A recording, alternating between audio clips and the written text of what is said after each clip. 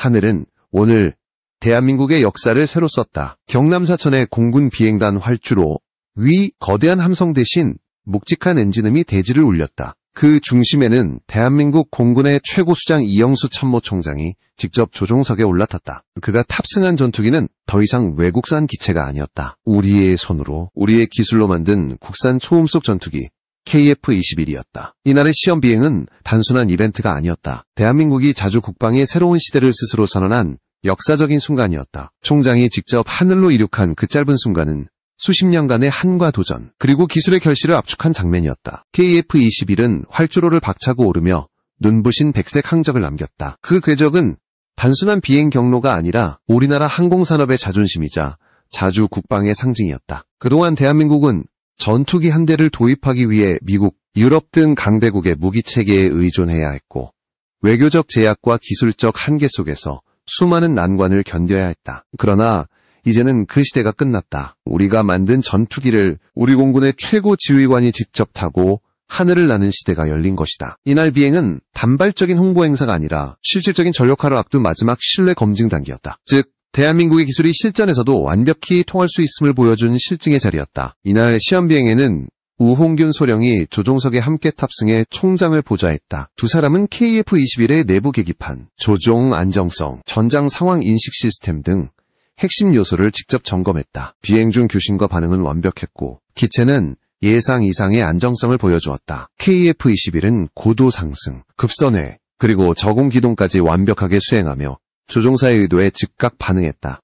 이 장면을 지켜보던 수많은 관계자들은 숨을 죽였다가 착륙과 동시에 박수를 터뜨렸다. 그들의 표정에는 안도와 자부심, 그리고 뿌듯함이 교차했다. 대한민국이 더 이상 수입 무기 국가가 아닌 전투기 제조국가로 우뚝 선 순간이었다. 이영수 총장은 착륙 후 기자들에게 이 전투기는 단순한 기체가 아니라 우리 기술력의 결정체이며 앞으로 대한민국 공군의 주력으로 자리 잡을 것이라고 말했다. 그의 목소리는 단호했고 눈빛에는 확신이 깃들어 있었다. 그가 탑승을 결심한 이유는 명확했다. 직접 비행함으로써 기술진과 조종사 그리고 국민 모두에게 신뢰를 주기 위함이었다. 수많은 기술자들이 밤낮 없이 쌓아올린 노력 위에서 총장은 스스로 확신을 얻고자 했다. 비행이 끝난 뒤 비행단 내부는 조용히 술렁였다. 그 어떤 행사보다 짧았지만 그 의미는 그 어떤 군사작전보다도 컸다. 국산 전투기의 실전 배치가 더 이상 계획이 아니라 현실이 되었음을 세상에 보여준 순간이었다. 이제 KF-21은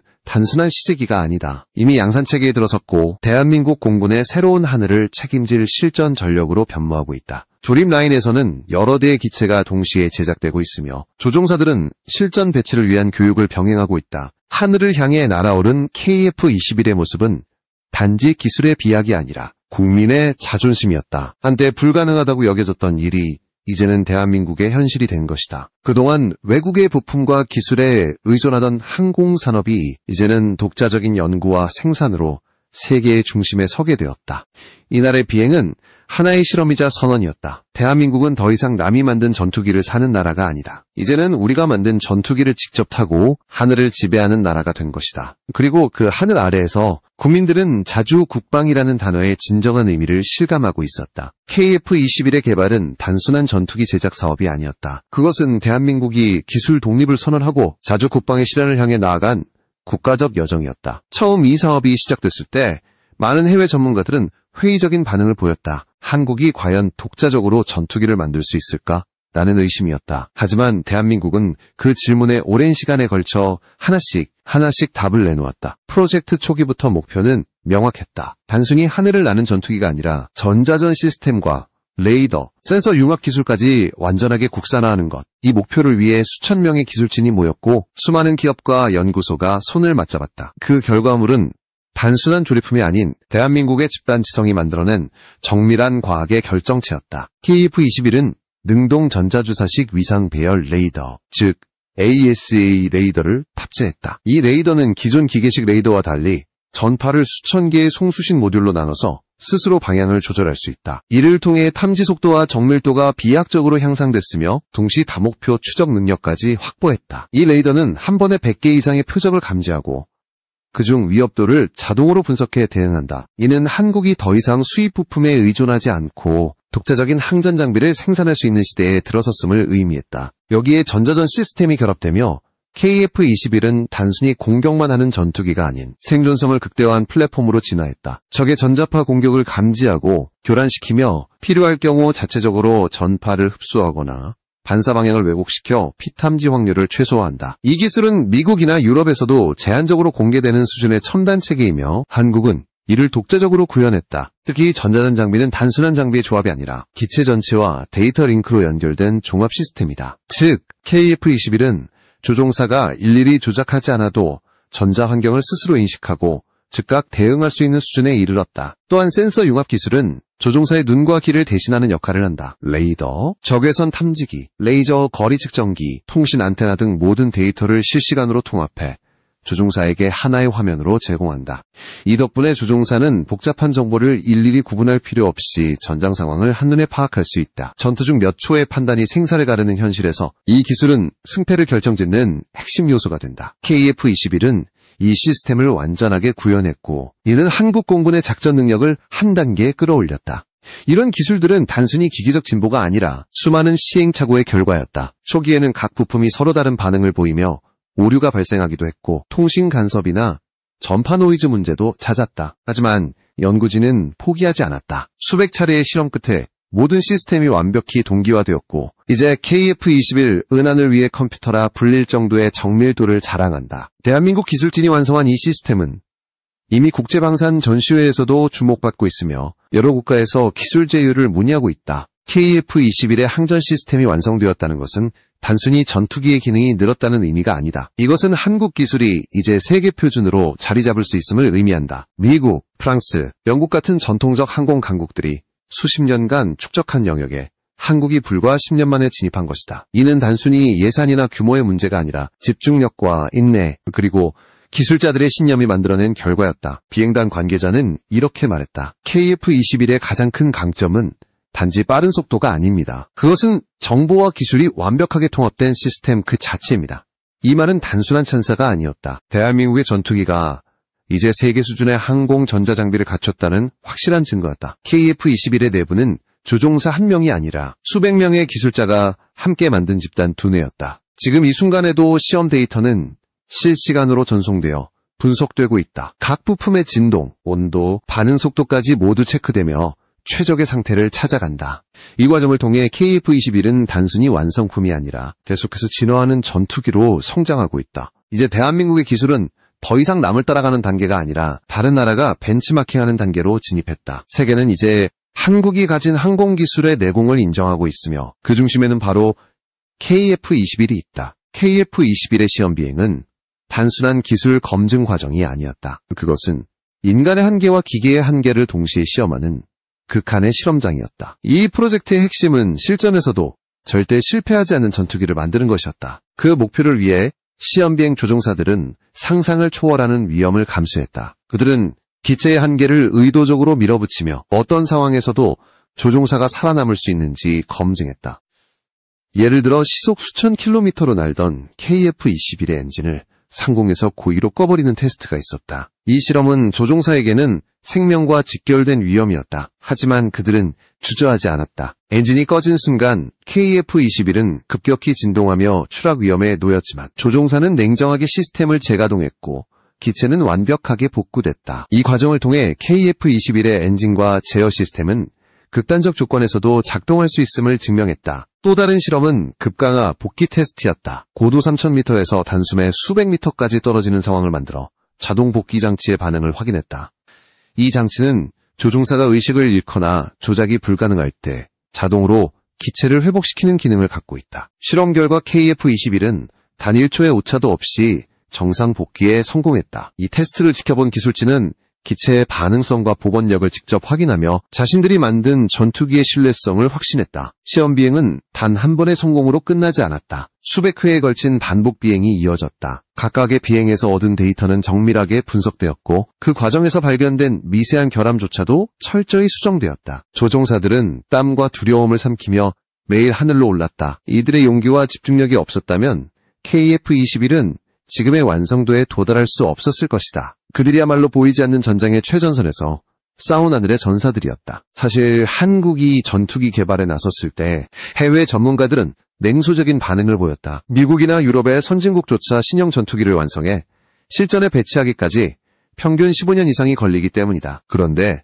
한국은 불과 10년 만에 이 일정을 현실로 만들어냈다. 처음에는 불가능한 도전이라 불렸던 KF-21 프로젝트가 이제는 가장 빠르게 성공한 사례로 불리고 있다. 이 놀라운 속도와 완성도는 전 세계 항공업계의 주목을 끌었다. 해외 언론들은 연일 한국이 전투기 개발의 패러다임을 바꿨다고 보도했다. 미국의 군사 전문 매체들은 KF-21의 설계 완성도와 비행 안정성을 높이 평가하며 한국이 6세대 전투기의 기반 기술을 확보했다고 분석했다. 유럽의 전문가들은 KF-21의 항전 장비를 언급하며 동양의 기술이 서방 기준을 넘어섰다고 평가했다. 중국의 관영 언론조차도 한국이 자체 전투기를 실전 배치하려는 속도에 놀라움을 감추지 못했다고 보도했다. 그만큼 KF-21의 성공은 단순한 국산 무기 개발이 아니라 세계 군사 균형의 판도를 바꾸는 사건으로 인식되고 있다. KF-21이 하늘을 나는 순간 그것은 단순한 비행이 아니었다. 한국 기술력의 자존심이자 국가의 미래를 상징하는 도약이었다. 그날의 비행에서 이영수 총장은 직접 기체의 안정성과 반응성을 체감했고 실전 배치가 충분히 가능하다는 결론을 내렸다. 이는 단지 군 내부의 보고가 아니라 전 세계에 향한 선언이었다. 한국은 이제 독자적인 항공 전력을 가진 나라다. 기술적 진보는 곧 신뢰로 이어졌다. 조종사들은 더 이상 외국산 장비에 의존하지 않고 자신들이 만든 전투기를 타며 싸울 수 있게 되었다. 이것은 단순한 장비 교체가 아니라 국가적 자존심의 회복이었다. 대한민국은 스스로의 손으로 만들어낸 전투기로 자국의 하늘을 지킬 수 있는 능력을 증명했다. 이제 이 하늘 위에서 한국은 어떤 외세의 그림자에도 휘둘리지 않는 독립된 존재가 되었다. KF-21의 시험 비행은 그 자체로 전 세계 방산 역사에 남을 상징적인 장면이었다. 그 순간 대한민국은 단지 기술 강국이 아니라 하늘을 지배하는 국가로 거듭났다. 이제 모든 이들의 시선은 다음 단계, 즉 양산과 수출, 그리고 실전 배치로 향하고 있었다. 대한민국은 더 이상 실험의 단계를 지나 본격적인 군사 전략의 중심으로 나아가고 있었다. 그리고 그 중심에는 언제나 한 대의 이름이 있었다. 바로 KF-21, 보라매였다. KF-21의 성공 소식이 전 세계로 퍼져나가자 각국의 반응은 극명하게 갈렸다. 먼저 미국은 놀라움과 경의를 동시에 보냈다. 미국의 국방 전문 매체들은 한국이 예상보다 훨씬 빠르게 5세대급 기술의 문턱을 넘었다고 분석하며 그 배경에는 탄탄한 연구개발 체계와 산업 인프라가 있다고 평가했다. 특히 미국은 KF-21의 개발 속도를 자국의 F-22나 F-35와 비교하며 한국은 이미 체계적인 항공기술 축적 과정을 완성했다고 언급했다. 이는 한국이 단순한 무기 구매국이 아닌 무기 공급국으로 전환하고 있음을 인정한 셈이었다. 반면 중국의 반응은 미묘했다. 처음엔 비웃었다. 중국의 관영 언론들은 한국이 5세대 전투기 흉내를 낸다고 조롱하며 자국의 제20 전투기와 비교하려 했다. 그러나 KF-21이 실제로 하늘을 날고 시험비행 영상을 공개하자 그 조롱은 곧 침묵으로 바뀌었다. 중국 전문가들은 내부적으로 한국의 기술 발전 속도는 예상을 초월했다며 경계심을 드러냈다. 특히 레이더 반사 면적, RCS 수치가 공개되자 중국 내 항공 전문가들조차 제20보다 안정된 기체 설계라고 평가하기도 했다. 이는 중국이 처음으로 한국의 항공기술을 진지하게 받아들이기 시작한 순간이었다. 일본의 반응은 그보다 복잡했다. 일본의 우익 언론들은 한국의 전투기 개발 소식을 불편한 시선으로 바라봤다. 그들은 한국은 아직 4.5세대 전투기 수준에 머물러 있다며 평가절하했지만 동시에 불안감을 감추지 못했다. 왜냐하면 일본이 추진 중인 차세대 전투기 F3 프로젝트가 잦은 실패와 지연에 시달리고 있었기 때문이다. 심지어 공동 개발 중인 영국, 이탈리아와의 GCAP 프로젝트에서도 기술 협력 문제가 불거지며 일정이 뒤로 밀렸다. 일본 언론은 이를 감추려 했지만 군사 전문가들은 이미 알고 있었다. 한국의 KF-21은 실제로 날고 있지만 일본의 F3는 아직 도면 위에 있다. 이 한마디가 일본 방산업계에 큰 충격을 던졌다. 더 큰 문제는 일본이 무인기 개발 분야에서도 뒤처지고 있다는 점이었다. 2016년부터 무인 항공기 개념 연구를 시작했지만 실질적인 개발은 이루어지지 않았다. 반면 한국은 이미 유인기와 무인기를 동시에 개발하며 유무인 복합 전투 체계로 진화하고 있었다. KF-21과 연동 가능한 스텔스 무인기 개발이 진행 중이라는 사실이 알려지자 일본 내 전문가들은 이제 격차가 완전히 벌어졌다.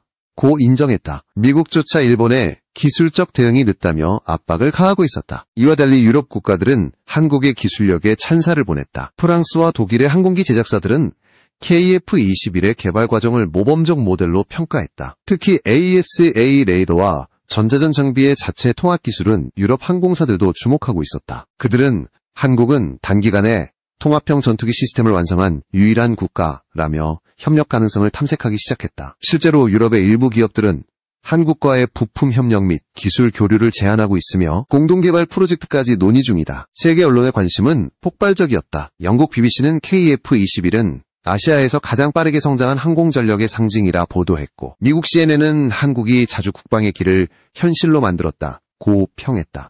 이탈리아의 군사평론가는 한국은 군사기술의 속도를 경제성장만큼 빠르게 끌어올린 유일한 나라라고 말했다. 이러한 평가 속에서 한국은 점점 기술 모방국이 아닌 기술 창조국으로 자리매김하고 있었다. 하지만 이런 성공이 모두에게 반가운 소식은 아니었다. 일본과 중국 일부 매체들은 여전히 KF-21은 미국 기술을 베낀 전투기라는 근거 없는 주장을 퍼뜨렸다. 그들은 한국이 독자 개발한 레이더, 엔진, 소재 기술의 존재를 인정하지 않으려 했다. 그러나 한국은 이미 모든 데이터를 공개했고 국내 연구소와 기업의 연구 성과를 국제학회에 발표하며 이 논란을 잠재웠다. 결국 국제 전문가들은 KF-21은 한국의 독자 기술이 맞다고 결론을 내렸다. 이영수 총장은 한 인터뷰에서 이렇게 말했다. 우리가 만든 전투기에는 남의 기술이 들어가지 않았습니다. 그것은 우리의 피와 시간 그리고 신념으로 만들어진 결과물입니다. 이 짧은 한마디는 KF-21 프로젝트의 모든 과정을 대변했다. 외부의 냉소, 내부의 압박, 그리고 불가능이라 불리던 한계를 넘어 대한민국은